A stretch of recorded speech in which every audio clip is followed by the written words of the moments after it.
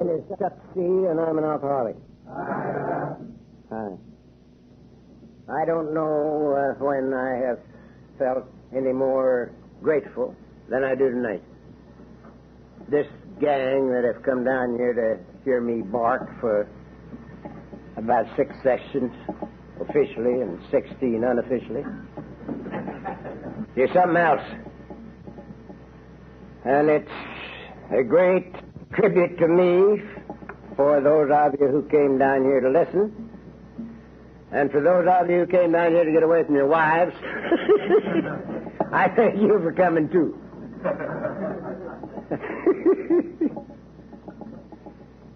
But it's a beautiful sight standing here and looking at you. You're a great bunch, and I love you. This has been an eventful week so far. I had to give a funeral on Monday in Pasadena. Chap who was 51 and who was giving an AA pitch, and right in the middle of it he went down and didn't get up.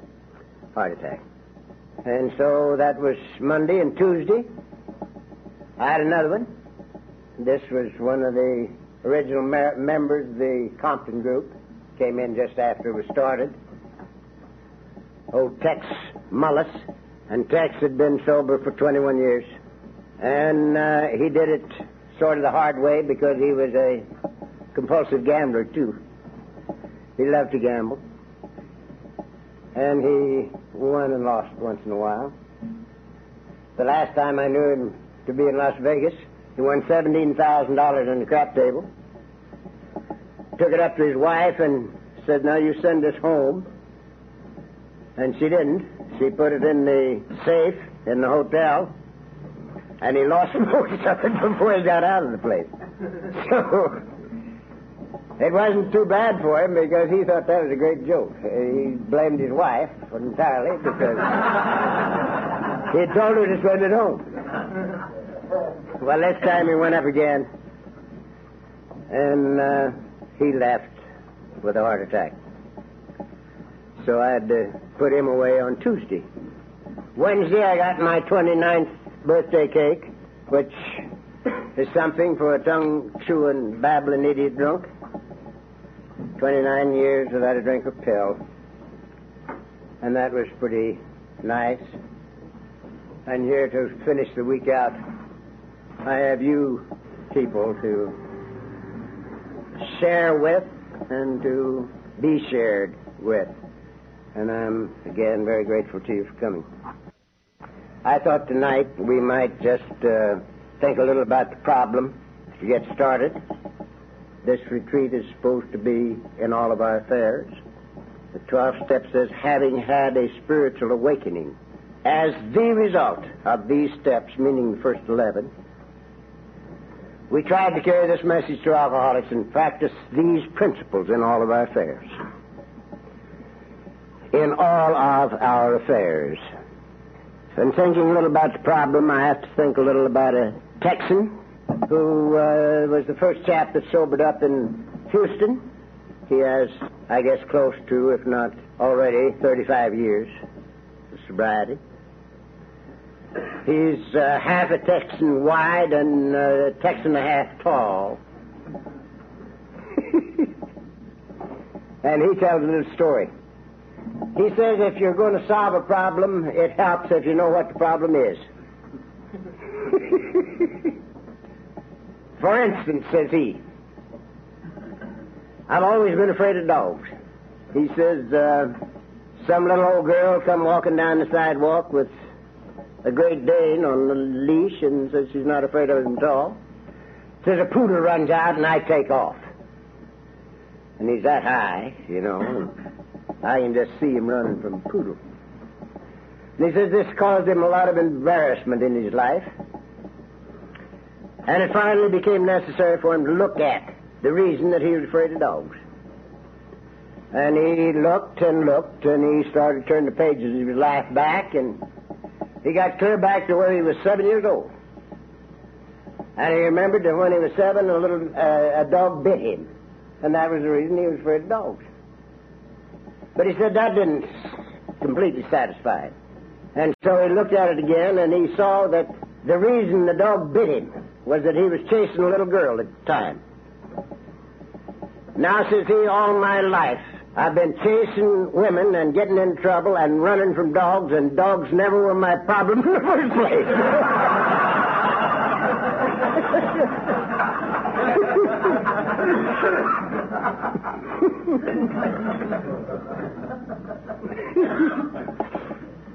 So he says it helps to know the problem. And I think it helps to know the problem. And I'm going to tell you what I think the problem is. And I'm going to tell you what I think the solution is. And there'll be some of you that will not agree with my thinking, and that's perfectly all right. But if I talk, I have to say it as I see it.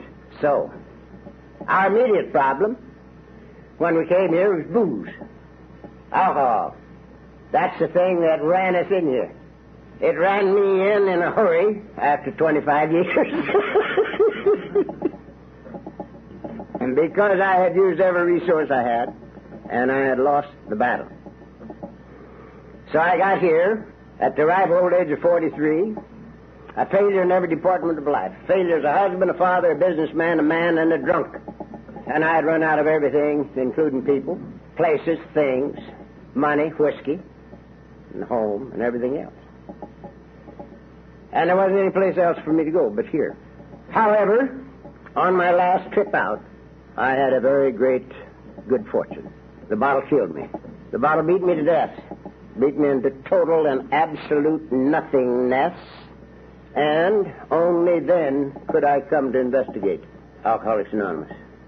Up until that time, there was no way that anybody could have talked me into coming here. As long as I had the power of choice, my choice was never to come to Alcoholics Anonymous, and never came until I'd lost everything, including the power of choice. And so, I would say to you right off the bat that the greatest single event that has ever happened in my life, and I'm 72 years old, happened in January 1946 when the bottle beat me to death.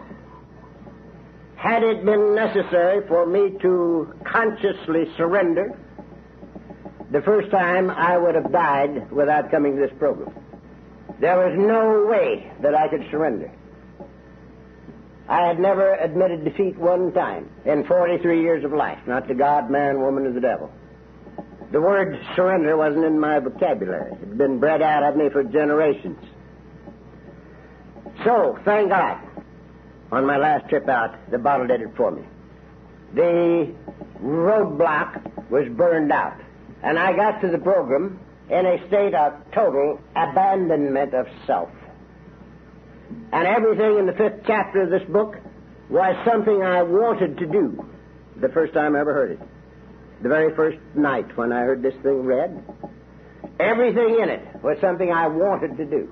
And I'm certain it was because of the total state of abandonment of self in which I got here. Now, there was one thing that I didn't think I could do. And that was step 3. And it wasn't because I didn't want to. I had no objection to step 3. I would have turned my will and my life over to a jackass if I could have gotten rid of me.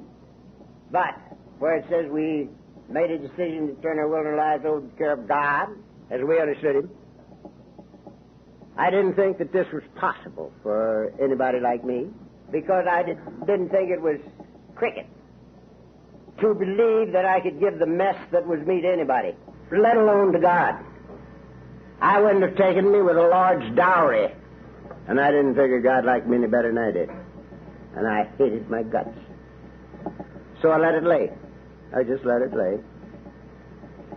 Picked up the last third of step 12 and practiced these principles in all of our affairs. Now, after attending the meeting every night for 6 months, I discovered that I was sober and had been without a drink or a pill for 6 months, which was quite a discovery, because I'd attended every one of those meetings with a great fear upon me that I couldn't have this thing, that I didn't have enough left physically or mentally to get it. And after 6 months of a meeting every night, I discovered that I'm sober and have been all the time. And at that time, I started giving a little attention to step 3. Because I was thinking, well, maybe there's some way that I could come to feel that God would take a package like mine. And I couldn't get any solution to the thing. I was messing with it for quite a little while. And finally, it occurred to me, you're a father. And then I started conjuring up the most heinous crimes I could imagine and laying them on these two boys of mine. And I let my imagination go crazy, building the worst possible kind of crimes that anybody could perpetrate. And when I got that done, I would say to myself, now, would this keep me from wanting to see my boys? Would these things make me want to cast them into perdition, to burn for eternity?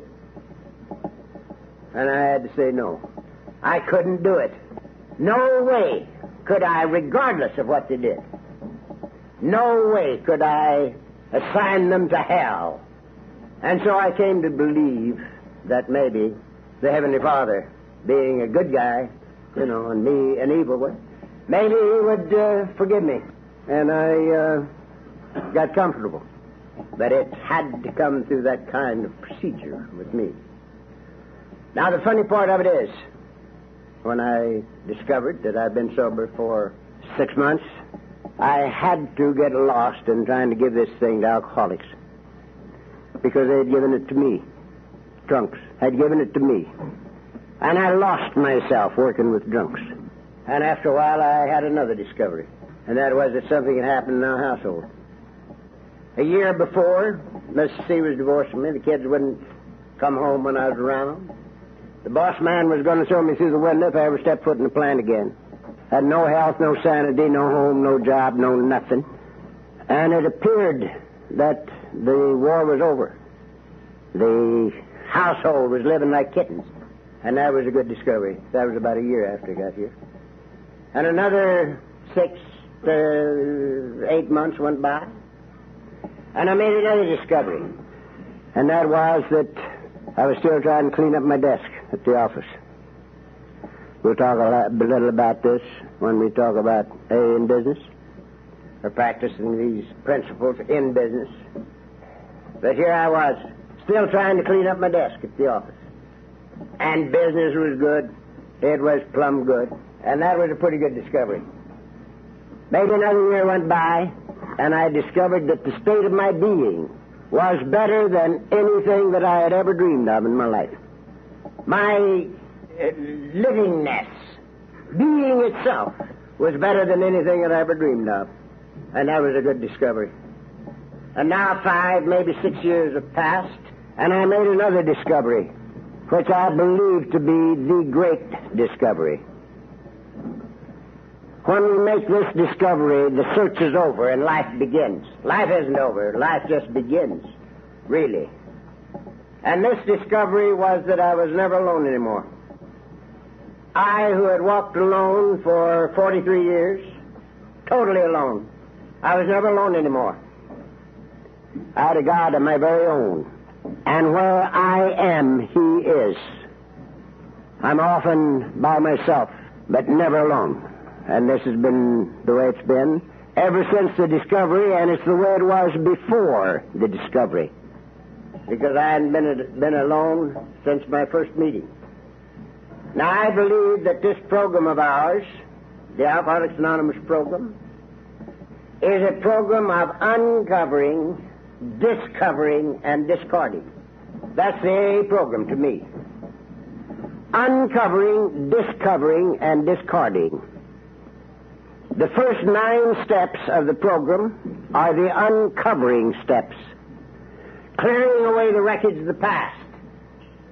Squeezing us out of ourselves, ego-wise, to get rid of the human ego, temporarily. Because we never get rid of it totally, in my opinion.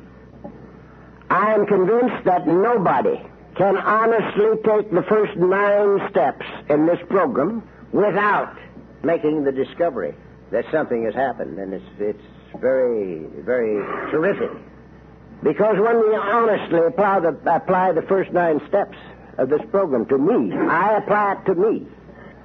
At number 10, the ego's temporarily gone.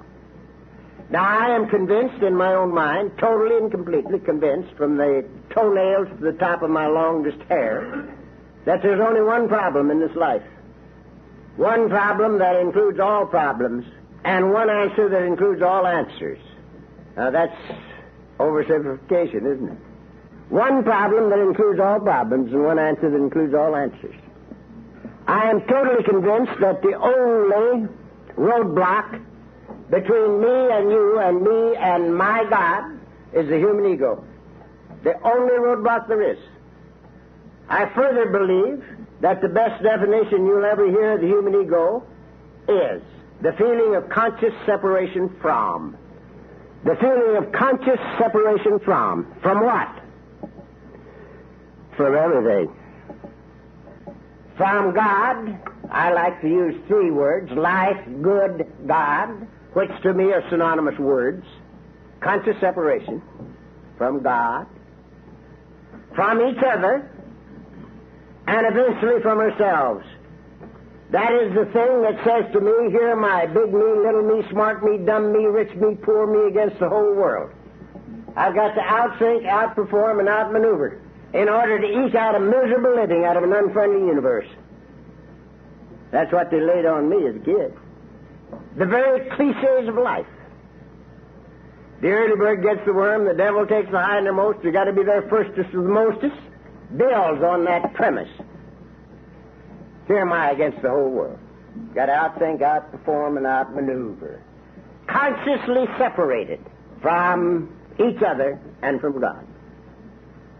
Now, I think that's the greatest roadblock there is. The only one, as a matter of fact. The only roadblock there is. Between me and you and me and my God. And that's the human ego. The seat of all the obsessions of the mind. That's where they come from. Now, it is also my total conviction that there is no possibility under heaven to satisfy the human ego. It is a divine impossibility. I like to sit up there in my big chair. Many of you have seen it. Some of you have sat in it for a minute, but I won't let you sit in it much longer.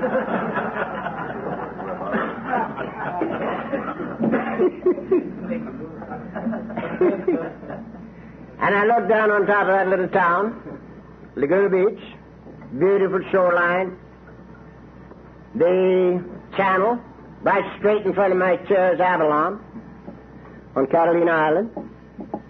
It's about, maybe it's from where I live, it might be 34, 35 miles to the island. And I looked down at that water, that channel, and that 35 miles is just the top of it. It's deep, too. And I say to myself, suppose that entire channel was bourbon whiskey. Now, that's quite a few drinks. Would that satisfy my obsession for whiskey? And I have to say no. The whole damn thing could not satisfy my obsession to drink.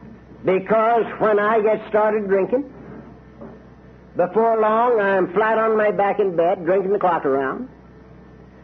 And every time I open my eyes, I drink. And there's no way to satisfy that obsession. No way. Now, suppose my obsession had been for money instead of drinking. How about that? It's totally impossible to satisfy an obsession for dough. Now, I had a client for many years, lived in Phoenix. He was a Syrian. And the Syrians taught the Jews and the Armenians about business. Syrian can starve an Armenian to death. And I had this chap, and he'd gone from one head of lettuce to 35 million bucks. And he was one of the poorest men I ever saw. Because, unfortunately, he had a partner in one of his business enterprises, which happened to be oil. And this old boy was worth $150 million. And they had a suite, the Jonathan Club. Most beautiful thing you ever looked at in your life, all paneled with the finest wood in the world. Gun racks, elephant tusks all over it, and feet, and gazelles, and everything else, you know. And when I'd be sitting there with the two of them, Eddie was trying to get under the Davenport. Poor thing, he had only $35 million. And here was old Steele with $150 million. Poor man. Eddie used to say to me, Charlie, I was Charlie in business, how can I be like you? And I'd say, Eddie, you can't. And he'd say, why? I'd say, Eddie, who needs God if he's got $35 million? Don't be silly. You can buy anything you want, including women, and you do. And that's one of the Syrians' great illusions. They think that God's just to women, and maybe they are. I don't know. Not being a woman. But anyhow, who needs God when he's got $35 million? And I said, you go ahead and make $150 million, and you will if you live. Because everything that old boy touched turned to gold. And when you've made $150 million, you will have then found that it won't do for you what you have to have done right here. Then you come to me and say, Charlie, how can I be like you? And I'll tell you, and you can do it, but not until. And he'd say, well, talk to me about it anyway. And we'd drive all over the state of Arizona, talking just like we'll be talking here, you know. But poor Eddie didn't make his 150. He got so many things in his head that it exploded. He was 10 years younger than I, and he's been gone, 5, 6 years?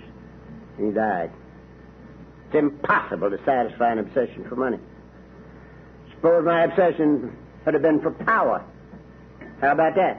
No possibility. Witness Watergate. There's a nice power struggle, you know. It's absolutely impossible to satisfy an obsession for power. If you're president of the United States, no good, because every dictator in the world has more power than our president. Old Genghis Khan had more than all of them. So, no way. What about women? Started to say sex, but that brings up a bad connotation.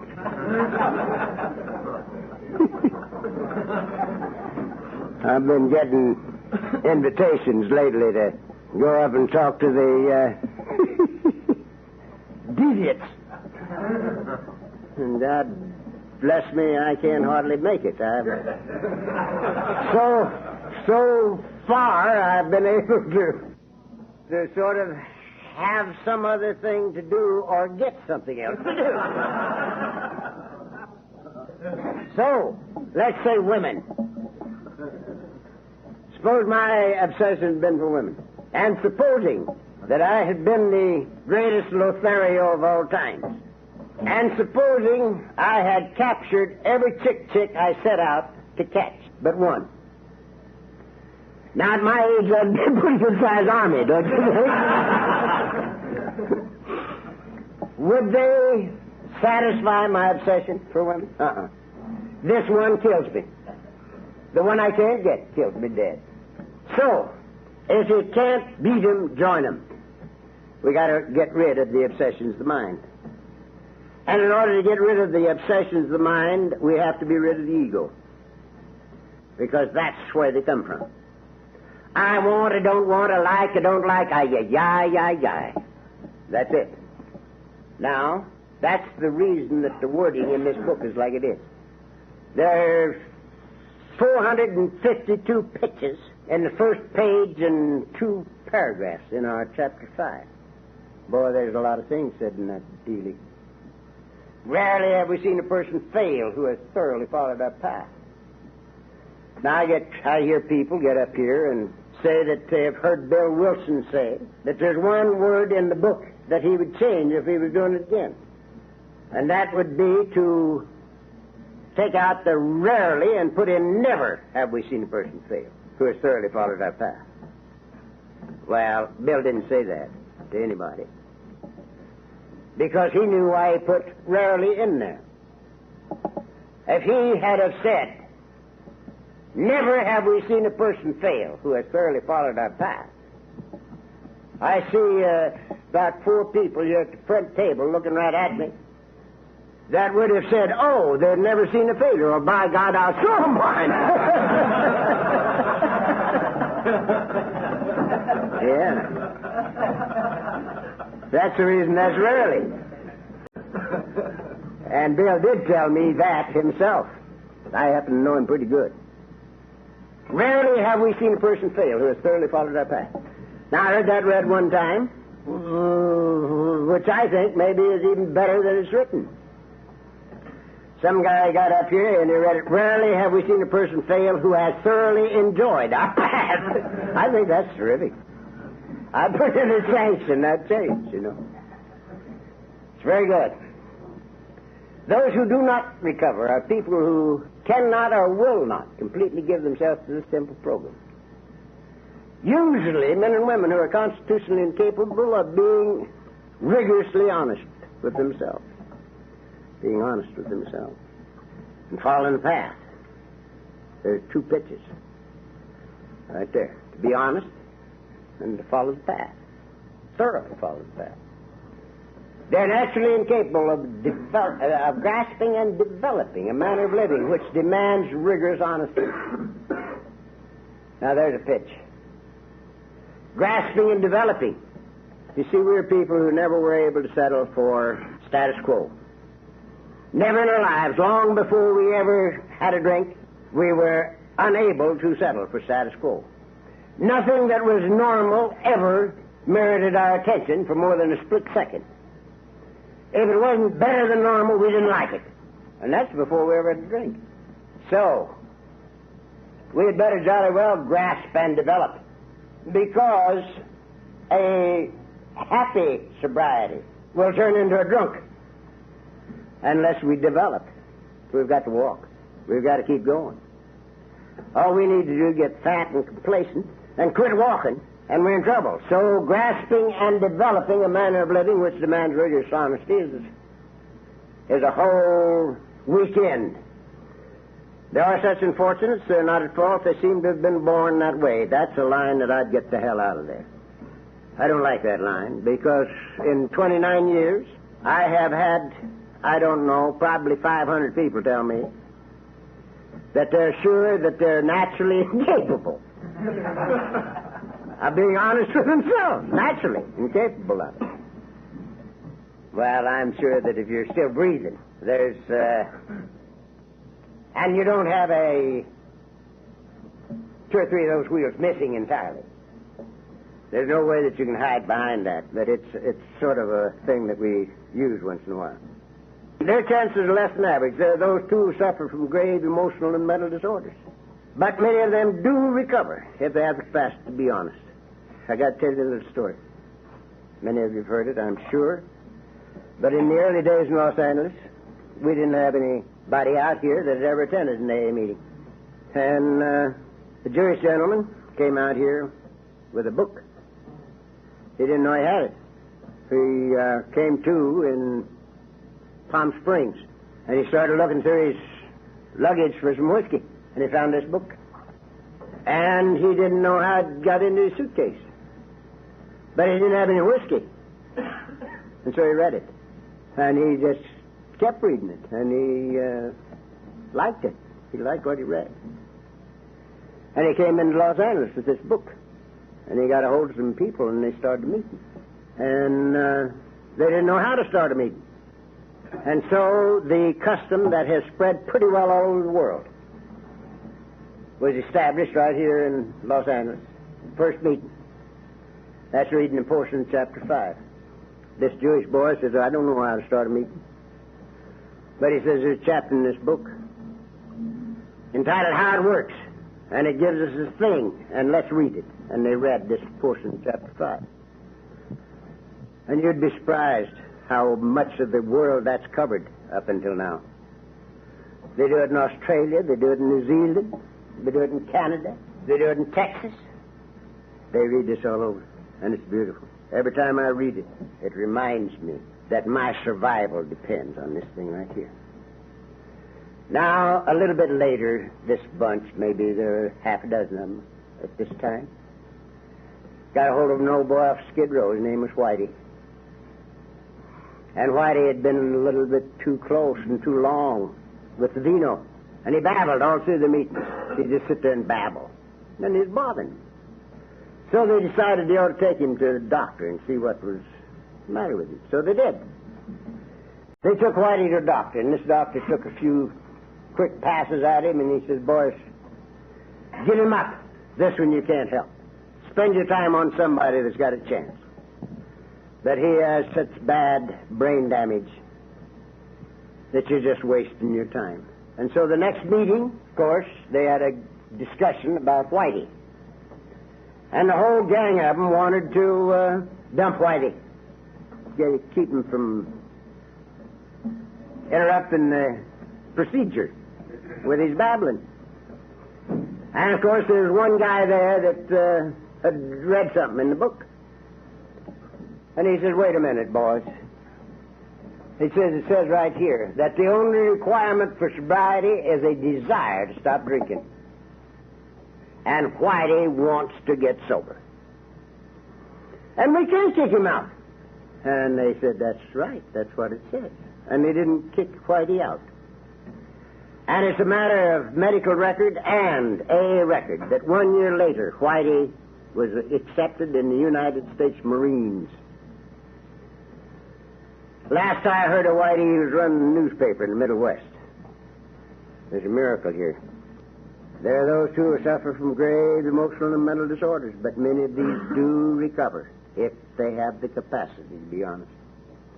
Our story discloses in a general way what we used to be like, what happened, and what we're like now.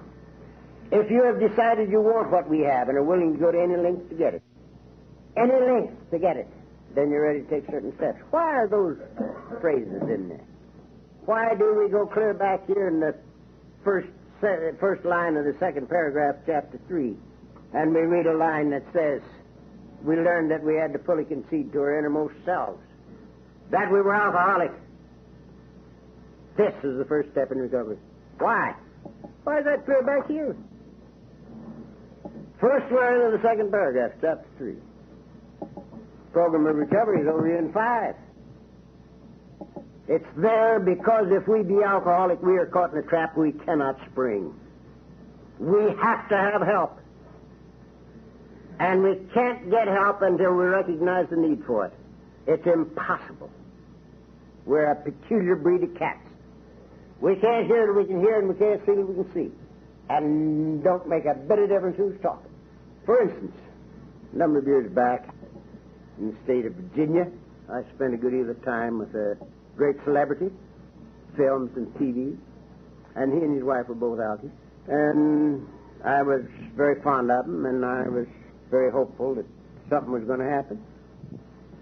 And we sat for almost all day in Richmond, Virginia, yapping. And this guy's wife, everything I said. She said, why, that's the way I live. I've known that forever. And I talked a little while longer. Well, she said, that's the way we raised our kids. This is not new to us. We know the whole thing. And it went that way all the morning. Well, they didn't know that I knew that they'd just gotten out of Meningers. Both of them. Meningers, for those of you who don't know, is a booby hatch. Except they knew this all backwards and forwards and through the middle. But they never heard it. And they didn't hear it when I said it either. And you're going to hear a lot of things that you think you know this weekend. Maybe you do. You may hear a lot of things that you disagree with. That's all right with me, too. If you disagree with them and know why you disagree with them, maybe you should be up here and me back there. But that's the way it's going to be. The second condition, of course, is that sobriety has to come first. If you've decided you want what we have and are willing to go to any length to get it, that's top man on the totem pole. And I'm one who believes that unless and or until sobriety comes first, we can't have it. And unless it remains first, we cannot keep it. That's what it says here. This is very, very positive stuff. And are willing to go to any length to get it, then you're ready to take certain steps. Some of these we balked. We thought we could find an easier, softer way, but we could not. With all the earnestness at our command, we beg of you to be fearless and thorough from the very start. This isn't a headache we're talking about. We're talking about a terminal illness. the disease of alcoholism, a terminal illness. That's why these things are in here. Because we have to have help. And we got to recognize the need for it before we can get it. And it's got to be top man on the totem pole. Some of us have tried to hold on to our old ideas, and the results were nil until we let go absolutely. It doesn't say half measures availed us 50%. 10% measures availed us 10%. It says half measures availed us nothing, not a thing. If we stood at a turning point, we asked his protection and care with complete abandon. We let go absolutely. It says up here, without help, it's too much for us. But there is one who has all power. That one is God. May you find him now. It's beautiful. It's a beautiful thing. Now, this is our problem. We're caught in a trap we cannot spring. We've already been to human help. The first time I heard these steps, 1 and 2 were a cinch. I knew that I'd lost the battle of life. I didn't know anything about alcoholism, but I knew I'd lost the battle of life. And I knew that my life was unmanageable by me, and I still know it, and it's never changed. It's still unmanageable by me. No problem to me. Twofold admission of defeat in the first one, and admission that we're nuts in the second. Now, there are 2 big steps for an alky. The first 2. You've lost the battle of life, number 1. You're nuts, number 2. So you need help, and you need it bad. And if you're like me, you've been the preacher, the priest, the doctor, the guy that knows more psychiatry than there is before you ever got to this place, to step 3. And so you know you need help, and you can't get it from human power. So we make a decision, turn our will and lives over to the care of God. Now, this is one of the things that we're going to be spending time on. This is the most fantastic thing on the face of the earth. There's nothing that will compare with this, the thing that happens to us when we do this. Not when we read it, when we do it. To abandon ourselves completely to this simple program. We made a decision to turn our will and our lives over to the care of God. Now, I don't suppose that there's a man in this room that analyzed himself and decided to turn himself into Alcoholics Anonymous. I don't believe there's one of you, no bunch, that did that. If there had been any way under heaven for me to remain in left field, I'd still be out there. We are not the kind of people that run around surrendering on every other street corner. That isn't our way of doing things. And here we've lost the battle of life, and we're nuts, and we have to have help. Now, I told you a little bit ago that the greatest single event in my life up until now, and I'm 72 years old, was when the bottle killed me in January 41. January 46, I was 43. I had read Jackie Alexander's article in the Post in March of 41. Mrs. C had found it, read it, opened the right place, and put it on the arm of the chair I sit in right now. And when I got home, I read it. I was 4 sheets in the wind when I read it. And I suspect I thought that was real good for you people that needed it. I imagine I did. But 5 years later, when I came to after a 4 weeks blackout, my last drunk started on the Friday before Christmas, 1945. And I came to sometime after the middle of January 46. And I don't remember the time was, but the calendar said it had been. And during that 4 weeks, the thing that had stopped me was burned out. And I accepted the fact that everything dear to me in life was gone and should be gone, and that I was not entitled to have it back. That was including my wife and my kids and my home and my job and my health and my sanity and my money. It was all gone. And I wasn't entitled to have it back. I knew I was going to die because I'd come within an ace of it the next to the last time out. I'd fallen over on my face in the floor in the kitchen, turned blue, and they'd had to get the oxygen squad to wake me up. And the doctor that was with him told me after I came to, that to all intents and purposes I was dead, that they'd had a hell of a time bringing me back. Nobody would ever be able to bring me back again under those circumstances. And, says he, if I were you, I wouldn't do that anymore. Said that right to me. But I did it again. So I knew I was going to die, and I accepted that, too. But I didn't want to die with a record. Now, I want you to listen to this, because this is a little bit different than a lot of things that happen. I didn't even want sobriety for myself, because I knew I was going to die. I didn't want nothing for me, but I didn't want to die with a record. I didn't want Mrs. C and the kids to remember me as nothing but a tongue-chewing, babbling idiot drunk. And in the depths of this thing, I remembered that I'd read the article in the Saturday Evening Post. And the only two things I remembered about it was that drunks helped drunks and didn't drink. And they called it Alcoholics Anonymous. And I said to myself, if I ever live to get out of this bed, I will find Alcoholics Anonymous. And immediately the curtain dropped. Just like that. Bang, it dropped. There was no more sanity. I was sickened to death, drunk, and insane. And I had a lot of dying to do. But from the moment of commitment until right now, I've never had a drink or pill. Now, this is one of the reasons that I believe so completely and totally that there's only one roadblock between me and you and me and God, and that's the human ego. The only roadblock there is. Because, you see, I sit in the same chair today that I sat in for 10 years in hell. The same chair. And I've sat in it for 29 years in heaven. Nothing happened to the chair. Nothing happened to my wife. Nothing happened to the kids. Something happened to me. And it proves that heaven was always in that chair. I was in hell. But heaven was always in that chair. Because nothing happened to the chair, and I'm still in it. Still in heaven. So, that's the reason these statements are so very, very positive.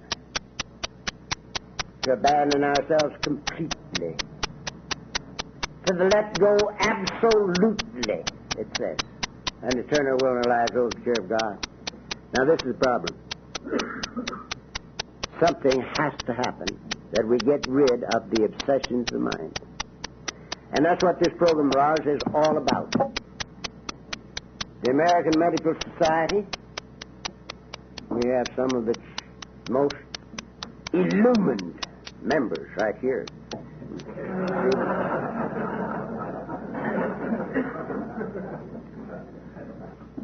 American Medical Society says alcoholism is a disease. It has symptoms. It is treatable but not curable.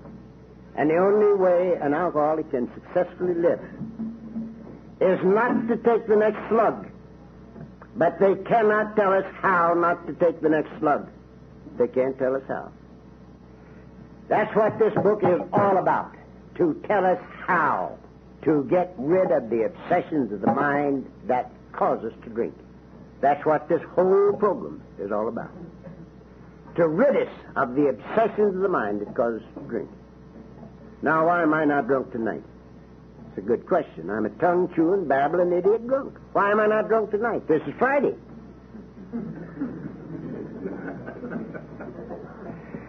Thursday night's kickoff night, right? You start on the machinery Thursday.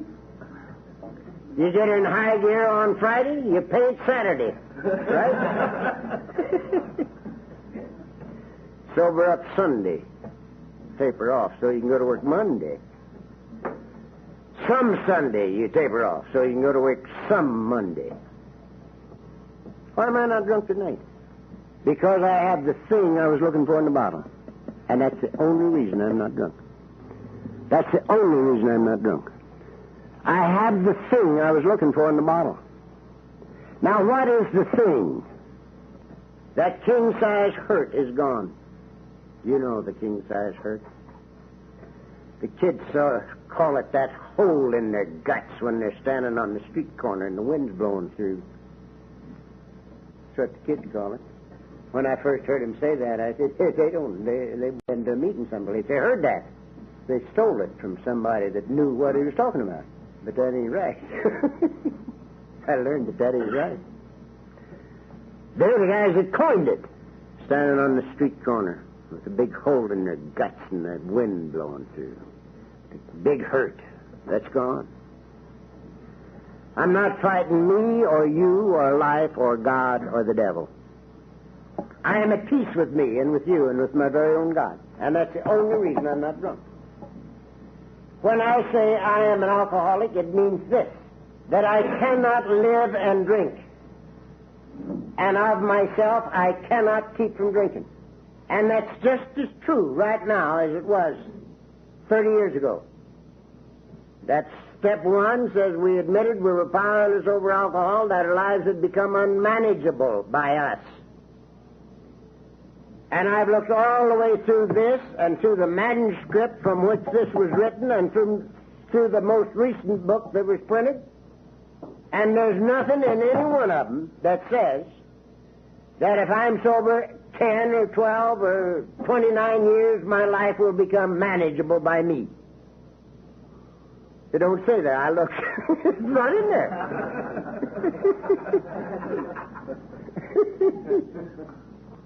And furthermore, there's nothing in my experience in 29 years that would indicate that my life will ever be manageable by me again. But thank God it is no problem to me, because I have step 11.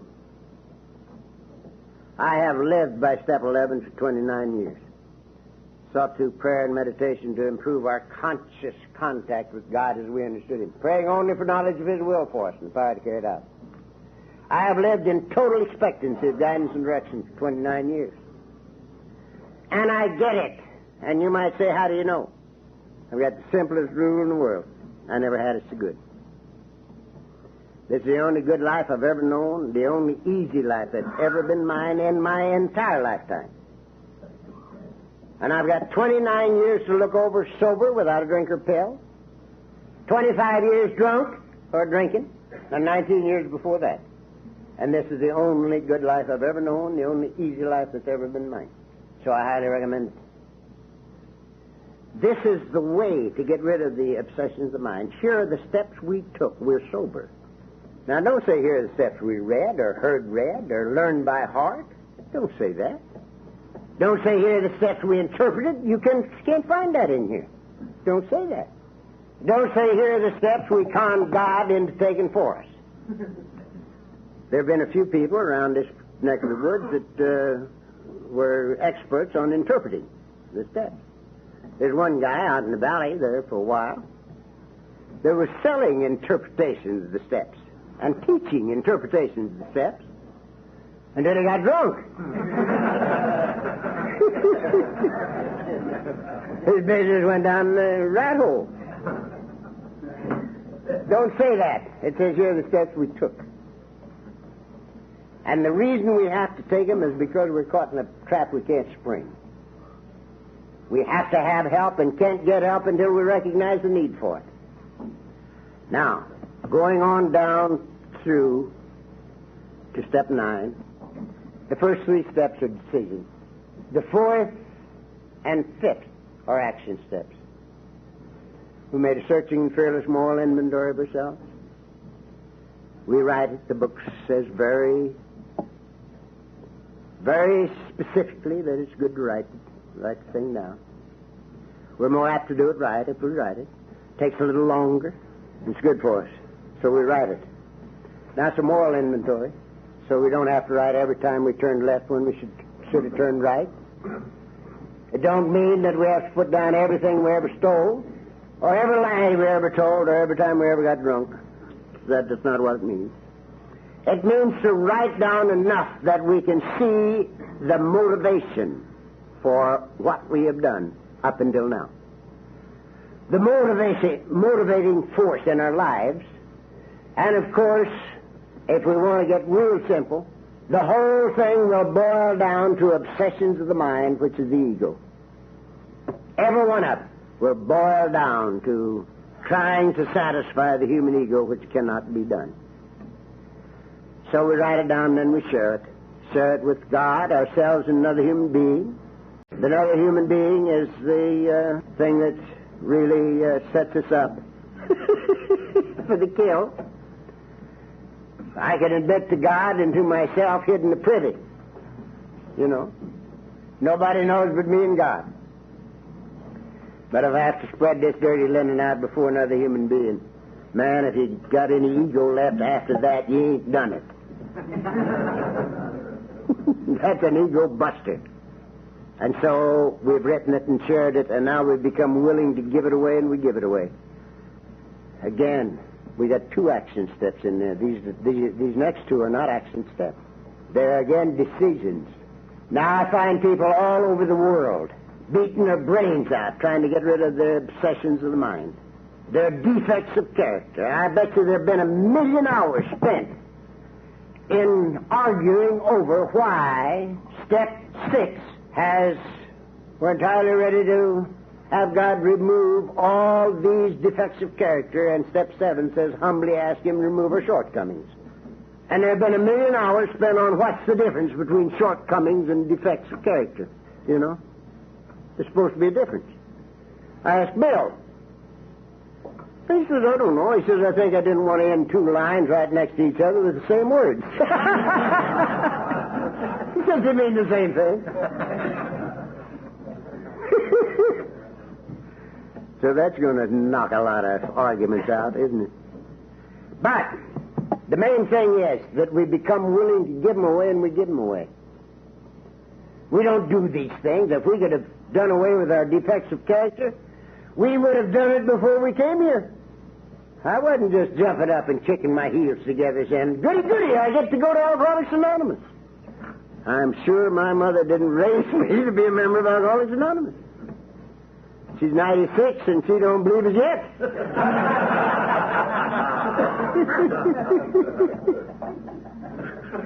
She's still around. So I say I've had 29 years without a drink, and she says I've had 96 years. What's so hot about that? So, we become willing to give them away, and we give them away. And then we've got 2 more in the first 10. 2 of the greatest ones left yet. The most immediately effective steps in the whole program are 8 and 9. We made a list of all persons we'd harmed and became willing to make amends to them all. Made direct amends to such people wherever possible. Except when to do so would injure them or others. If you haven't done that, do it. Do it, do it, do it. Quick. The weight of the world is removed from your shoulders when you honestly take care of 8 and 9. And I'm going to tell you this little story, and it won't take that long. I'll still get down on time. Many of you have heard it, but it curls my hair yet. About 10 years ago, I got a call on a Friday night, just like this, from a guy in Whittier. And he says, Chuck, I'm sitting here with a 6-gun in my lap, and I'm going to blow my brains out. But he says, Jim, says, don't shoot yourself until you've talked to Chuck C. And he gave me your number. And I'm called, and I'm ready to talk. So what do you got to say? And I says, you called on a bad night. I says, I'm talking tonight, tomorrow night, and Sunday night, but Monday night's open. So if you want to see me, come down Monday night, and if you don't, blow your brains out. And that's exactly what I told him. And at 7:30 Monday evening, the doorbell rang. And in came my boy. Now, let me tell you a little story here within a story. This Jim was Jim Willis. And Jim Willis was Sybil's husband for many years. Sybil was 14 years in our central office. And Jim was a compulsive gambler. And Jim started the Gamblers Anonymous thing and wrote their book. And he'd already done that. And then he became an alcoholic. And he called me one time, says, come and get me. And I said, where are you? And he was in his office on Pico. No one got him. And he got sober. Now, Jim is losing his eyesight, and he's sort of a sick man, but he's sober. And I talked with him on the phone just the other day. And he's pretty happy. But anyway, it was this Jim that had told this guy, because he not only was an alcoholic, but he was a compulsive gambler. And Jim had told him to talk to me before he blew his brains out. Well, here he was. And we started talking. Now, at 2:30 in the morning, we were right where we are now, at 8 and 9. And I was telling this monkey, now, here's what you got to do. You see, he'd lost a lot of money that he didn't have. And he had lost it to professional gamblers. And that ain't a very healthy situation. It don't do much for longevity. So here he sits, and I'm saying, now listen, here's what you got to do. And you got to go to these people and say, look, I am not the big shot I would have had you believe. I'm an alcoholic. And I found a way to live that might let me live one day at a time without a drink for the rest of my life. And one of its conditions is that we got to make amends, and that's why I'm here. Now, says he, I admit the debt. I said that I was going to, this is what he had to do. You go to them and say to them, I admit the debt. I'll owe you the money. And I'll pay you as soon as I can. But I ain't got no money now. Why, says Chuck, I can't do that. They'll kill me. And I said, so what? You won't have suicide on your mind?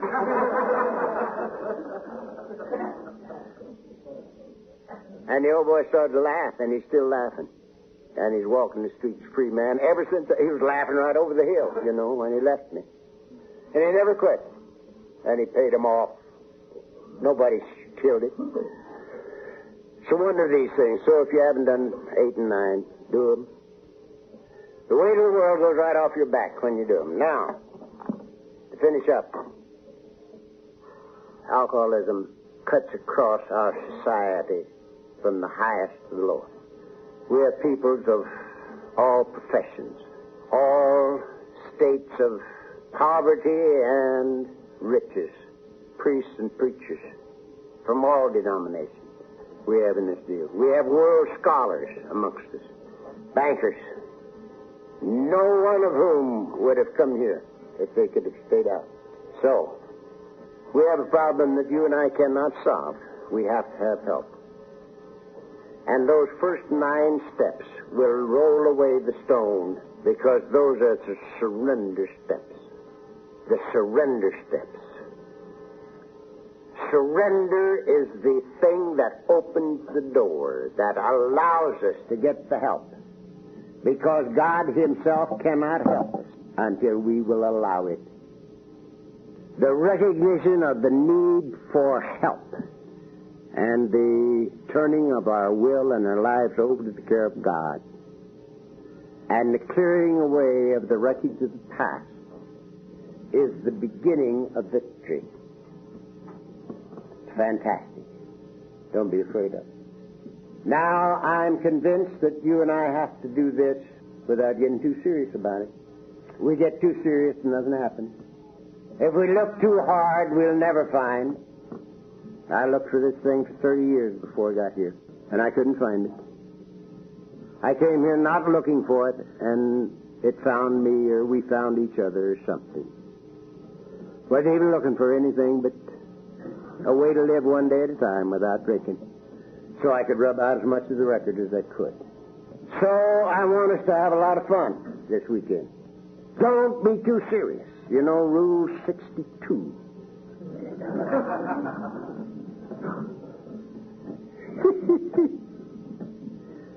Some people put it on their license plate. Rule 62. It's a good rule. There's a little book about that tall and about that wide, and it's green, the cover, and on the front cover it says Rule 62. And you open it up, and you look, and every page in the book is vacant, except the double truck in the middle. And it says, don't take yourself so goddamn seriously. And that's what we want to do here this weekend. Have a lot of fun, not get too serious, but realize the problem that we have that we cannot handle on our own, and to come to see totally before this weekend is over that what I can't do, we can do with the grace of God. God bless you. Thank you very much.